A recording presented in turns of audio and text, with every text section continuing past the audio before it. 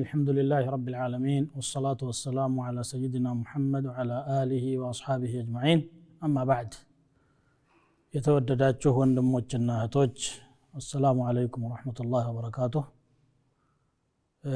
يقول الله تبارك وتعالى اقترب للناس حسابهم وهم في غفلة معرضون. لسوج حساب ميدرغوبت ጊዜያቸው ቀረበ እነሱ ግን በመዘናጋት ውስጥ ናቸው ችላ ባዮችም ናቸው ይላል። ሁለት በሁሉም ሰው ላይ የሚታዩ እጅግ ጎጂ የሆኑ ባህሪያዎችን ያነሳው እንድንጠነቀቃቸው ማስታወስ ወደድኩኝ በአጭር ደቂቃ ውስጥ። ገፍላ የሚባል ችግርና ኢዕራድ።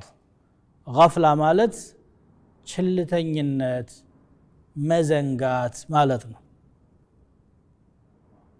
لقد خلقت لأمر لو فطنت له فاربأ بنفسك أن ترعى مع الحمل እንዳለው ማለት ነው። የተخلقከው ለአንድቁም ነገር ነው።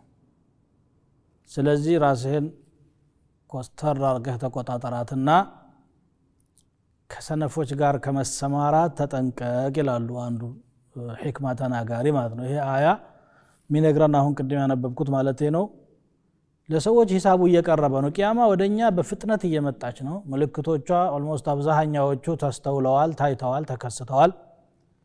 ግን የሰው ሁኔታ መዘናጋትን ነው እየጨመረ ያለው። አብዱላህ ብን መስዑድ እንዳሉት اقترب للناس حسابهم وهم لا يزدادون من الله إلا بعدا ሂሳቡ እየቀረበ በመጣ ቁጥር